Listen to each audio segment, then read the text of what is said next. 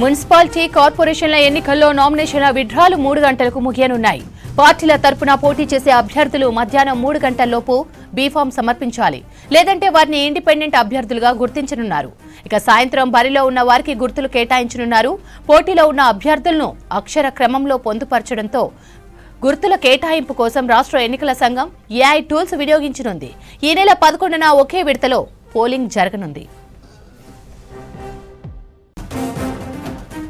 పోటీలో ఉండే అభ్యర్థులను తెలుగు అక్షర క్రమంలో ఖరారు చేసి ఇండిపెండెంట్లకు గుర్తులు కేటాయించనున్నారు.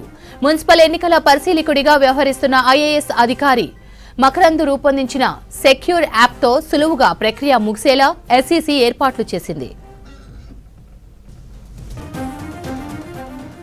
రాష్ట్ర వ్యాప్తంగా 22,519 మంది అభ్యర్థులు 29,742 నామినేషన్లు వేశారు.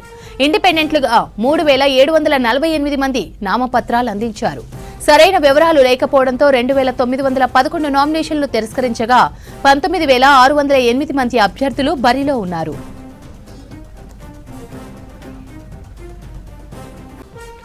మున్సిపల్ ఎన్నికల సందర్భంగా రాష్ట్రంలో పొలిటికల్ వెదర్ ఒక్కసారిగా వేడెక్కింది. తమ అభ్యర్థుల గెలుపు కోసం అన్ని పార్టీల నాయకులు సాయశక్తులా పనిచేస్తున్నారు. నామినేషన్ల ఉపసంహరణకు చివరి తేదీ కావడంతో మరికొన్ని చోట్ల బుజ్జగింపుల పర్వం కంటిన్యూ అవుతోంది.